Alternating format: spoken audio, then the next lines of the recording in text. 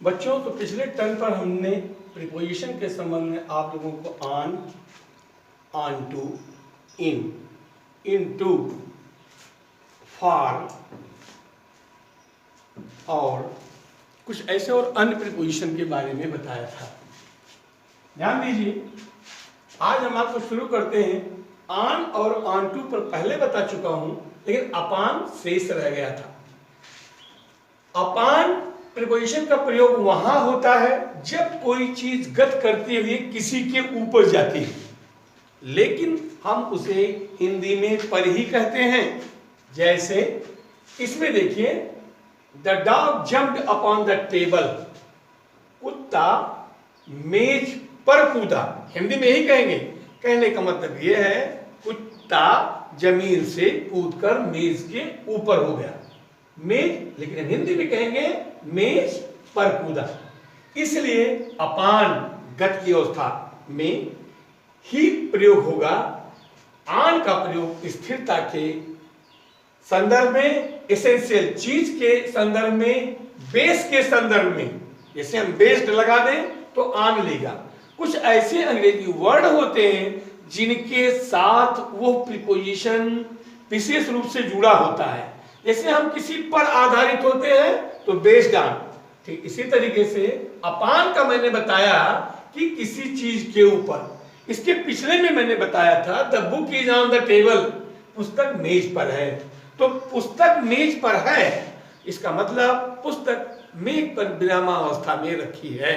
लेकिन कोई चीज, अभी मैं कहूं कि पुस्तक को मैंने मेज पर फेंक दिया तो ये हो जाएगा I through a book upon the table, क्योंकि पुस्तक वहां गत करते हुए मेज के ऊपर गई।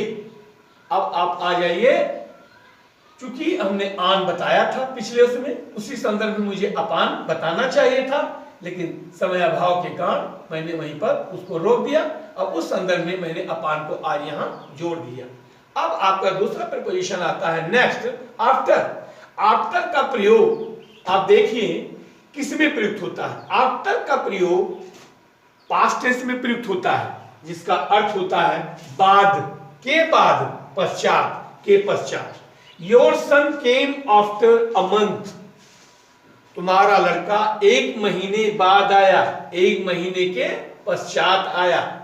कहने का मतलब यह है आफ्टर का प्रयोग फ्यूचर टेंस में ना होकर किसमें होता है, पास्ट टेंस में होता है। यह आपका वाक्य पास्ट इंडिफिनिट टेंस में। दूसरा उदाहरण देखिए, आफ्टर के बाद एक प्रीपोजिशन है इन।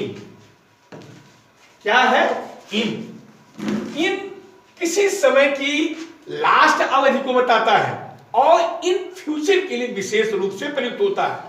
प्रेजेंट के लिए भी होता है, लेकिन स्पेशली फ्यूचर में भी जाता है।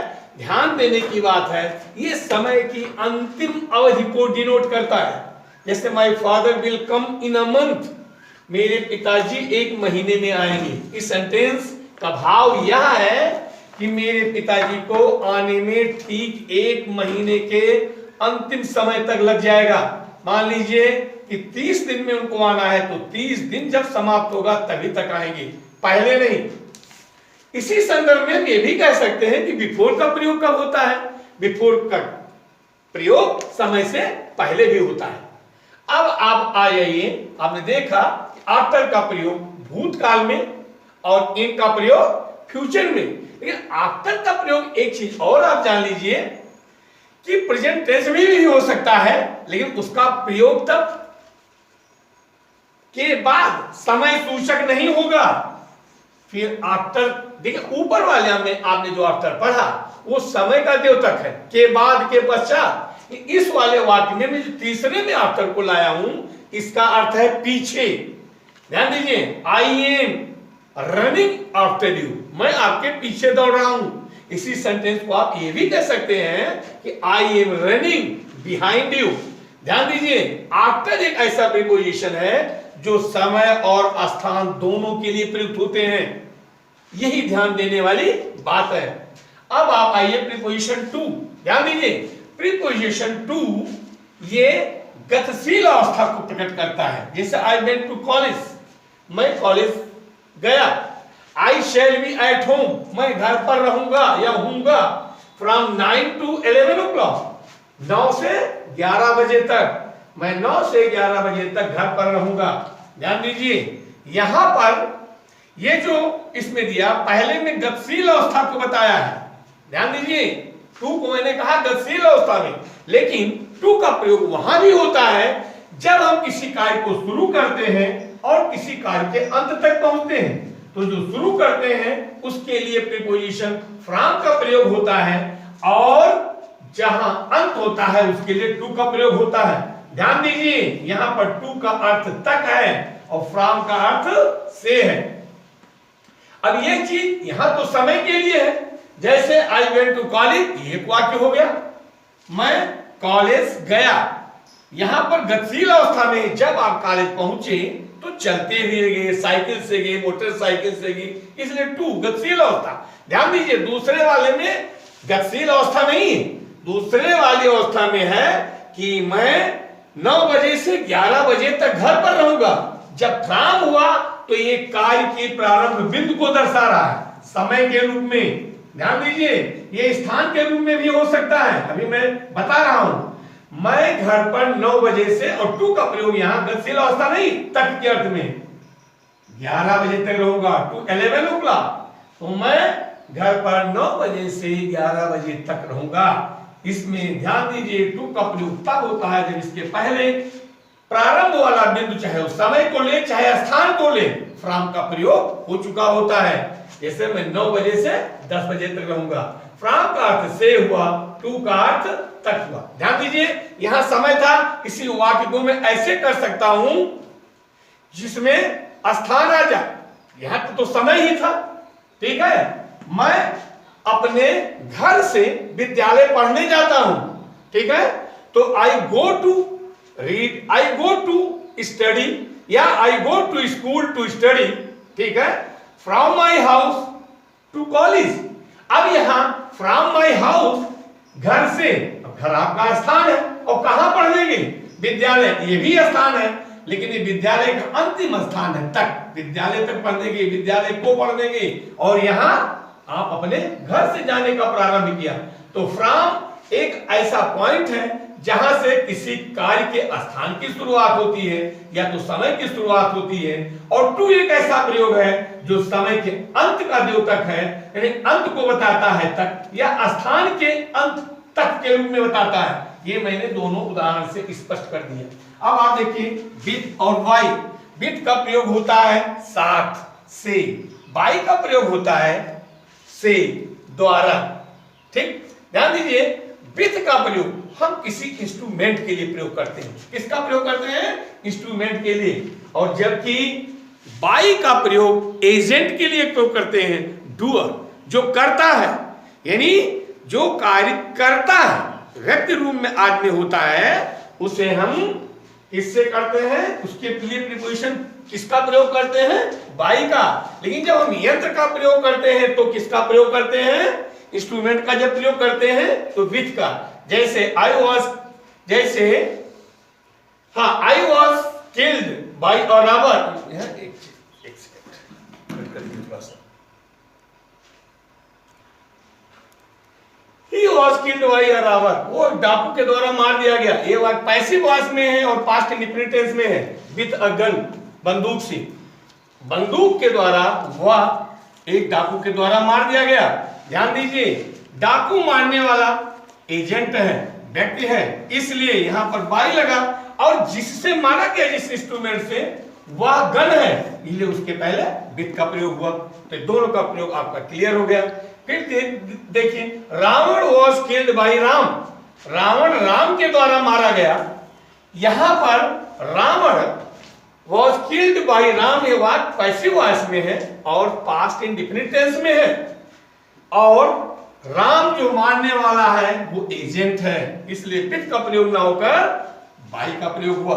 अब आप देखिए इन और विदिन, हमने ऊपर भी बताया है इनके संदर्भ में, फिर यहां इन विदिन के साथ आया है किसी समय के अंतिम अवस्था तक, यानी अंतिम समय तक जो कार्य हो वहां हम इनका प्रयोग करते हैं।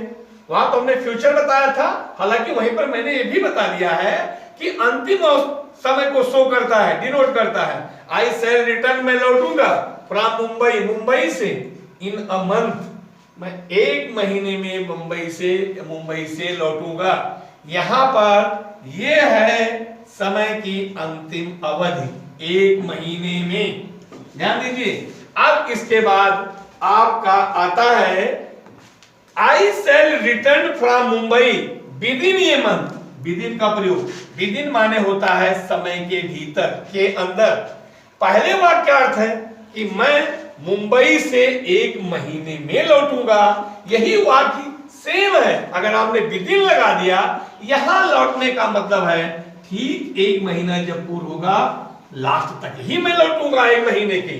जबकि दूसरे वाक्य में है I shall return from Mumbai within a month, मैं मुंबई से एक महीने के भीतर ही, अंदर ही लौटाऊंगा।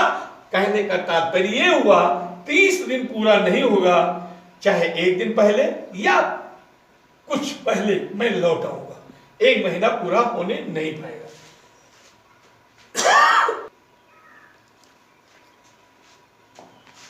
बच्चों देखिए, बाई के अन्य प्रयोग भी, उसका सेंस दूसरा होता है। जैसे ही सेट बाय मी, यहां बाई का अर्थ द्वारा नहीं, से नहीं, ना कोई एजेंट के अर्थ में प्रयुक्त है, ना साधन के रूप में प्रयुक्त है। यहां बाई का अर्थ होता है पास, इसी की अंग्रेजी होती है बाय द साइड ऑफ, यानी ही सैट बाय मी, वो मेरे पास बैठा। दूसरे वाक्य में बाय का प्रयोग देखिए, आई शैल रिटर्न बाय 3 o'clock। ध्यान दीजिए, फ्यूचर इंडिफिनिट टेंस में निश्चित समय के लिए मैं 3 बजे तक लौटूंगा, बाय का प्रयोग, बाय प्रीपोजिशन का प्रयोग होता है। ऐसा आपने उदाहरण में भी देखा होगा।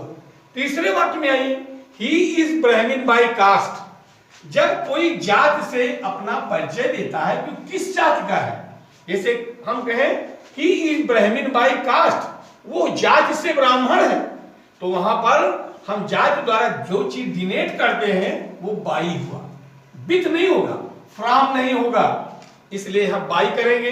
ही is Brahmin by caste, you are Muslim by caste, they are Christians by caste. वह जात से ब्राह्मण है, तुम जात से मुसलमान हो, और वह जात से ईसाई है। तो जब हम कास्ट के द्वारा अपना जाति बताते हैं तो हम बाई लगाते हैं, जिसका अर्थ यही है कि हम जाति से ब्राह्मण हैं। अब उसको द्वारा में समझिए चाहे जो समझिए, विथ नहीं होगा, बाई ही लेगा। ध्यान दीजिए, चौथे में आइए, आई स्वेयर बाय गॉड, मैं ईश्वर की शपथ खाता हूं। इसका मतलब मैं जो शपथ देने जा रहा हूं वो ईश्वर की शपथ है। हिंदी में आपका सेंस की जरूर आता है, लेकिन अंग्रेजी में बाई ही होगा, यानी मैं ईश्वर द्वारा शपथ खाकर कहता हूं, सेंस ये हुआ। इसलिए स्वेयर, और जब जिसकी आप शपथ खाते हैं तो उसके लिए बाई का प्रयोग होगा, मैं ईश्वर की शपथ खाता हूं या ईश्वर की शपथ लेता हूं, बस।